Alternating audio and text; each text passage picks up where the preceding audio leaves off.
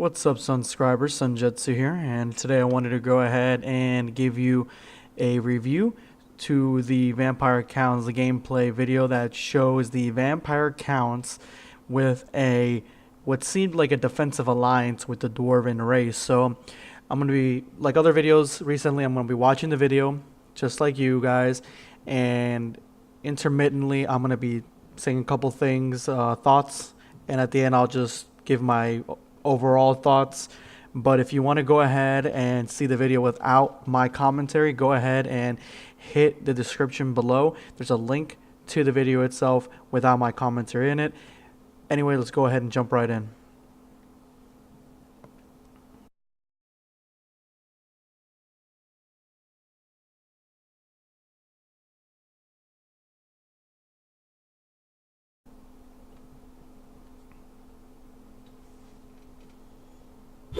Sega.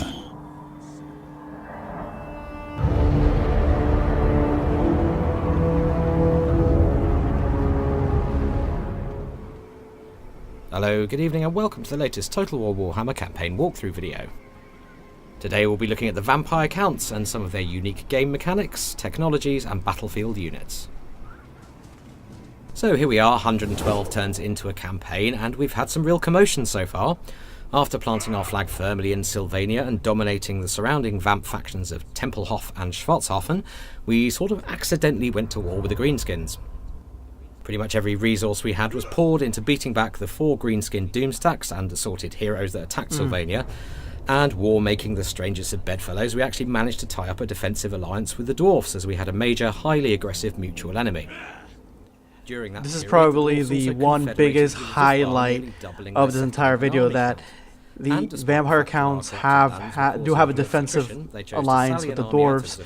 Dwarves seem to be a superpower in this game, particularly because they are just racking up all the mountain range and pushing back the greenskins. But I do like that they've shown us that yes, you can have these alliances, but as you guys saw earlier, they are deteriorating. Beckhafen. Now, it feels pretty crucial that we capture Beckhafen, as north of that point, the Warriors of Chaos and the Norskins have been unleashing all hell, with armies of the damned pouring out of the Chaos Wastes.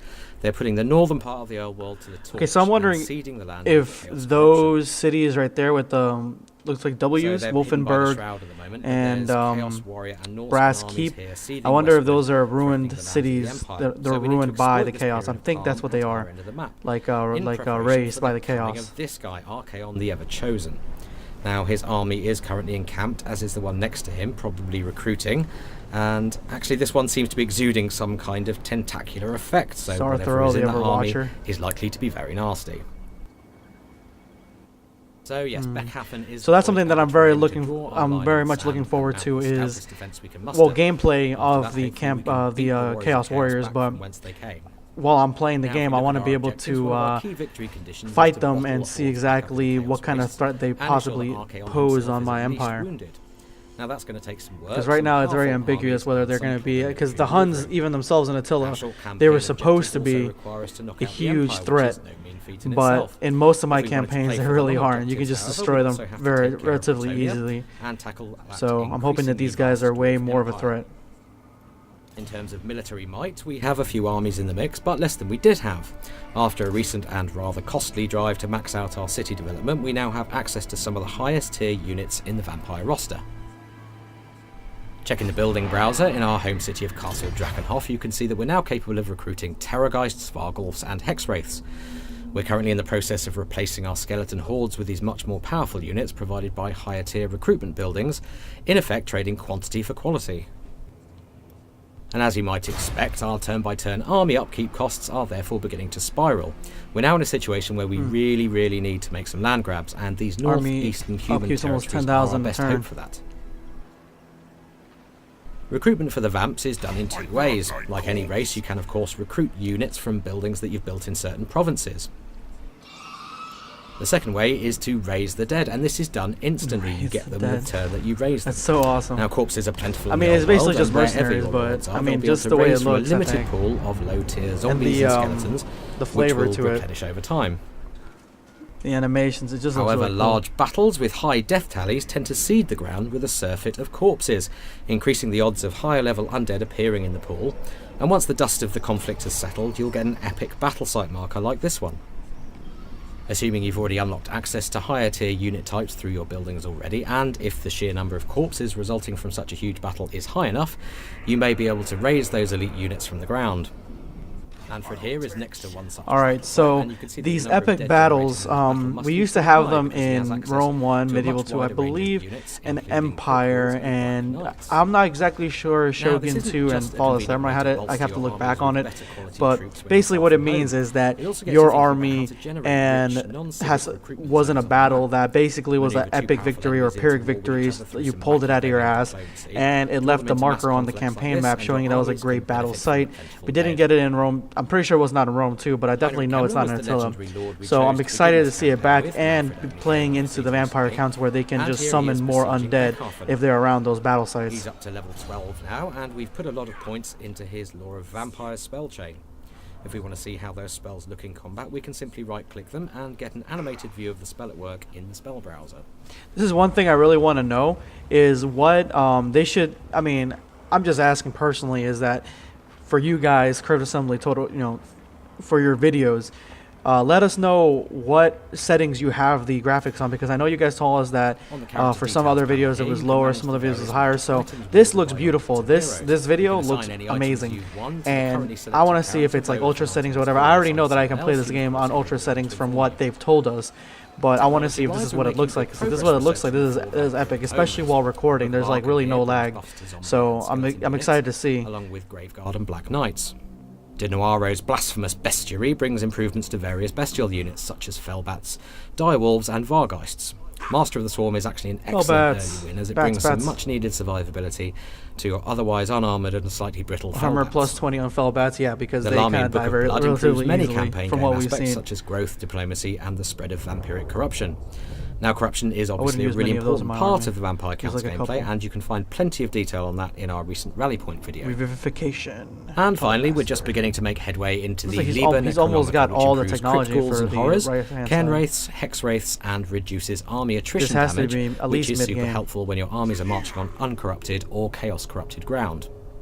We're currently researching Soulbinder in order to reduce the recruitment and upkeep costs of our newly available Hexwraith cavalry, as they are expensive units, but as you'll see, there are some very good reasons for that. Among other fearsome high-tier undead units, Manfred is marching with some Hexwraiths in tow, so let's take a closer look at them.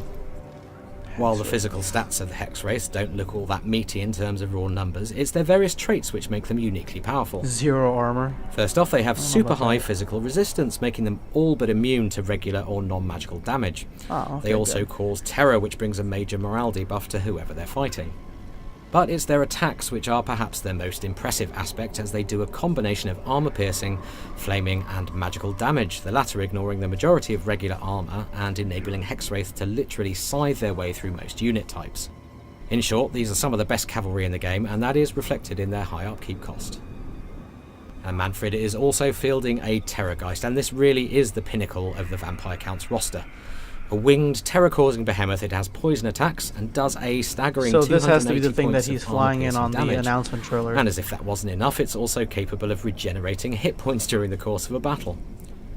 Being a desiccated bag of magically bound bones, however, it is somewhat susceptible to fire damage. So Or if you you're only get facing one, one in you- battle, yeah, your it says you flame only get spells will one. definitely have a priority target.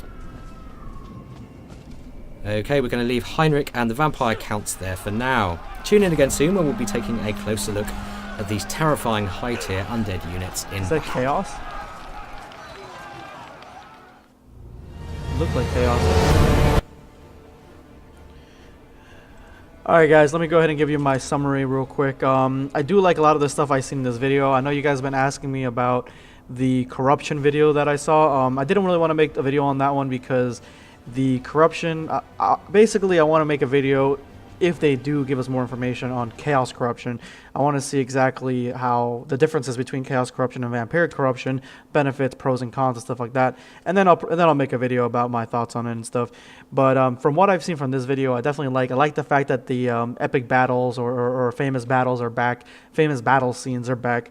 I love Raising the Dead, even though that's just basically mercenary pool. It's not really anything that is groundbreakingly new. It just looks cool when you do it, and it's cool that there's a flavor because you can really only raise what it seemed like the undead, but I think he also raised some ghouls and stuff. So that was cool. I love the vampire and dwarven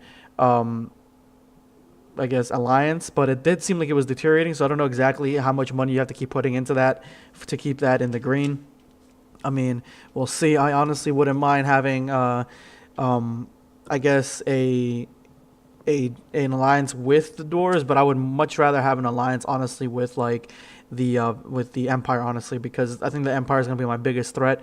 I'll try to take out as many of the human factions, maybe Bretonnia and stuff like that, as possible if I'm the Vampire counts, but I would like a alliance with Empire, but I feel like Empire would kind of stab you in the back. I feel like they probably hate you even more than the Dwarves do. So maybe that's the reason that it was easier to get it. I wanted to see some more of, well, we actually did see some videos of the Vampire Counts versus the Greenskin, so maybe they wanted to show something different.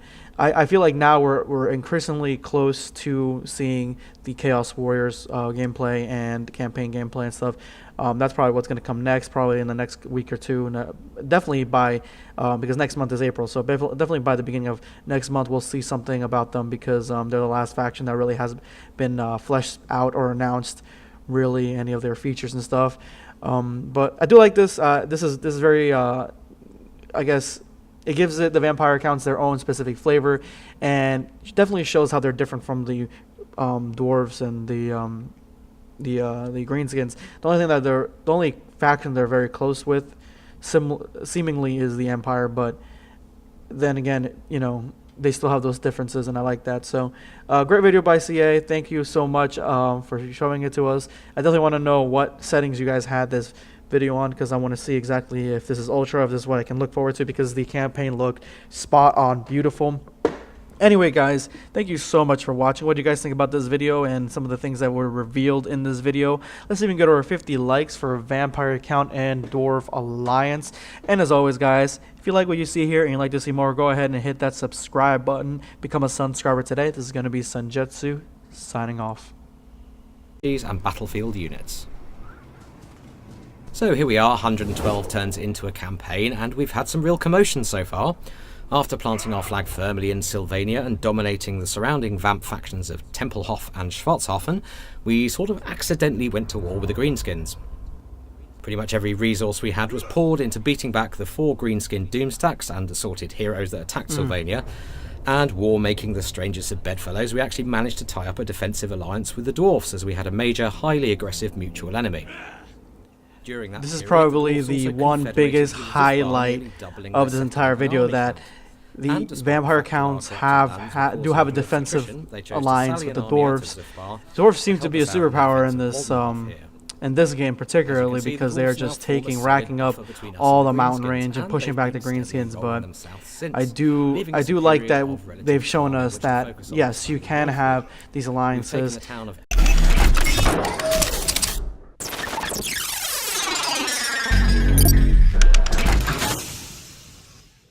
What's up, subscribers? Sunjetsu here, and today I wanted to go ahead and give you a review to the Vampire Counts, the gameplay video that shows the Vampire Counts with what seemed like a defensive alliance with the Dwarven race. So I'm going to be, like other videos recently, I'm going to be watching the video just like you.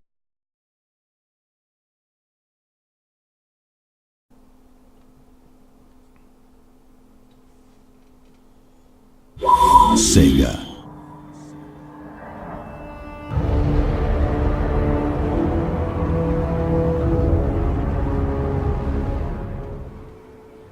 Hello, good evening, and welcome to the latest Total War Warhammer campaign walkthrough video. Today we'll be looking at the Vampire Counts and some of their unique game mechanics, technology, guys, and intermittently I'm going to be saying a couple things, thoughts, and at the end I'll just give my overall thoughts. But if you want to go ahead and see the video without my commentary, go ahead and hit the description below. There's a link to the video itself without my commentary in it. Anyway, let's go ahead and jump right in.